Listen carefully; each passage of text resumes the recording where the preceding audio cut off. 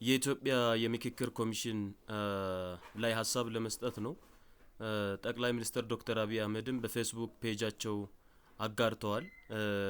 የኛንና የልጆቻችንን እጣፋንታ የሚወስን እንደሆነና ሁሉም ሰው መሳተፍ እንዳለበት በጉልበት እነልግዛ በጉልበት እነልብለጥ ከመለው ይልቅ አንድ ላይ ተነጋግረን የወደፊት የልጆቻችንን እጣፋንታ መወሰን አለብን የሚል መልእክት አስተላልፈዋልና እኔ ፐርሰናሊ መልእክቱ ጥሩ ነው ተመችቶኛል።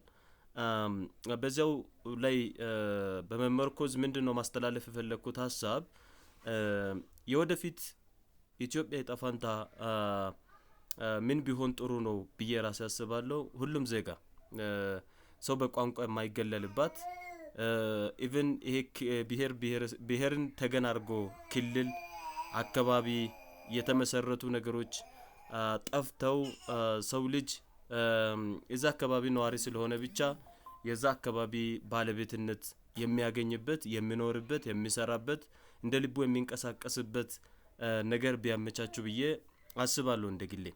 ሌላኛው በዚህ የምክክር ኮሚሽን ላይ ሀገርን አንድ ከማድረግ አኳያ ህዝብን አንድ ከማድረግ አኳያ ሰው ልጅ እንዲቀራረብና አብሮ እንዲሰራ አብሮ እንዲለማ የተሻለችንም ኢትዮጵያ በመፍጠር አኳያ ሁሉም ባለድርሻ አካላት ገንቢ የሆኑ ሐሳቦችን ቢሰጡ ብዬ አስባለሁ።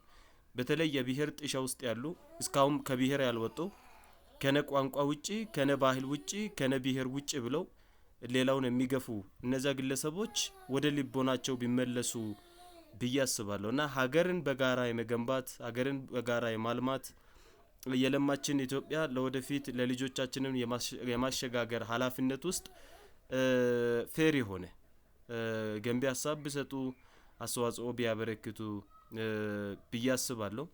ሌላኛው የሚዲያ አካላት ሞትን ብቻ ከመዘገብ ይልቅ ይሄ ቆሻሻ የሆኑ ነገሮችን ከመዘገብ ይልቅ በዚህ ላይ ብትረባረቡ ብዬ አስባለሁ። ምክንያቱም ይሄ የኢትዮጵያ ብቻ የኛ ብቻ ሳይሆን የልጅ ልጆቻችንን የሚጣፋንታ የሚወስን ስለሆነ አትሊስት የምትሰጧቸው ገንቢ ሐሳቦች ለምክክር ኮሚሽን ውስጥ ላሉትም ግብአት ስለሚሆን ሚዲያ በአካላት ኢቭን ህዝብ መካከል ገብታችሁ ኢንተርቪው ብታረጓቸው በተለይ የሚመለከቷቸው አትሊስት የኢትዮጵያ የጣፋንታ የሚያሳስባቸው ሰዎችን እያነጋገራችሁ እስከ ገጠርም ቢሆን ገብታችሁ የህዝብን ትርታ እና የህዝብን ፍላጎት በሚዲያ ለፓብሊክ ብታቀርቡ እና ከዚህም ገንቢ ሐሳቦች ቢወሰዱ ብዬ አስባለሁ። በሌላ በኩል እንግዲህ ሰላም ከማምጣት አኳያ የራስን ጥያቄ ከማሳካት አኳያም ወደ ትግል የገቡ በጣም ብዙ ኃይሎች አሉ። እነዛም ረገብ ብለው ገንቢ ሐሳብን በመስጠት የነሱን ፍላጎት ያካተተ ሁሉን ያማከለ የጋራ የኢትዮጵያ የጣፋንታ ቢመሰረት ብዬ አስባለሁ። እና ስራው ጥሩ ነው።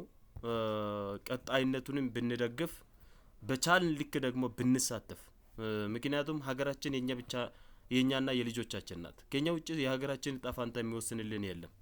እና ዛሬ ላይ ተሳስተን ከወሰንን ነገ የልጆቻችንን ጣፋንታ እንደምናበላሽ ማወቅ ግዴታ ነው። ሁለተኛ ዛሬ ብናስተካክል ነገ የልጆቻችንን ጣፋንታም የሚያምር እንደሚሆን ደግሞ በደንብ ልንገነዘብም ይገባልና ከኛ የሚጠበቅብንን አደራ ብንወጣ በጋራ ለመኖር የወደፊት ኢትዮጵያንን በጋራ ለመገንባት ሰላማዊት ያደገች ፊት የሚሰፍንባት ሀገርን በጋራ ብንገነባ ሁሉም ብሔር ብሔረሰቦች 86ቱም ብሔር ብሔረሰቦች በእኩልነት የሚከበሩባት ኢትዮጵያን አብረን ከመገንባት አኳያ ሁላችንም ብንረባረብ የሚል መልእክት ለማስተላለፍ ነው። እግዚአብሔርን በጎ ሐሳቡ ይሄ ይመስለኛል። ምክንያቱም እግዚአብሔር ሰላምን ልማትንና አንድነትን መፍጠር ነው ትልቁ የሱ ስራ። መጽሐፍ ቅዱስ ውስጥም ካነበብን በሙስሊም ሳይድ ያሉትም ይሄ ይመስለኛል። ስለዚህ ኢትዮጵያ ውስጥ ሃይማኖት የሌለው ህዝብ ሜቢ ቢኖር በጣም ጥቂት ነው 1% ሁላ ላይሞላ ይችላል። ስለዚህ ሁላችንም ሃይማኖት አለን። በሃይማኖታችንም ብንወያይ በየመድረኮቻችንም ብንወያይ ለሀገራችን የጋራ ሃይማኖት በእኩል የሚከበርበት ሁሉም ሃይማኖት ሁሉም ብሔር በእኩል የሚከበርበት ሰው ልዩነትን እንደ ውበት ተቀብሎ አብሮ የሚኖርባትን የነገን ኢትዮጵያ ብንገነባ የሚል መልእክት ለማስተላለፍ ነው። ሁላችሁንም እግዚአብሔር ይባርካችሁ። በቻላችሁ መጠን ተሳተፉ። ሀሳብን በመስጠት ሊሆን ይችላል፣ አካባቢያችሁ ላይ ውይይቶቹ ውስጥን በመሳተፍ የራሳችሁን አስተዋጽኦ አበርክቱ ለማለት ነው። ኮፕሊንግ ሼር አድርጉ። መልካም ጊዜ ይመቻችሁ።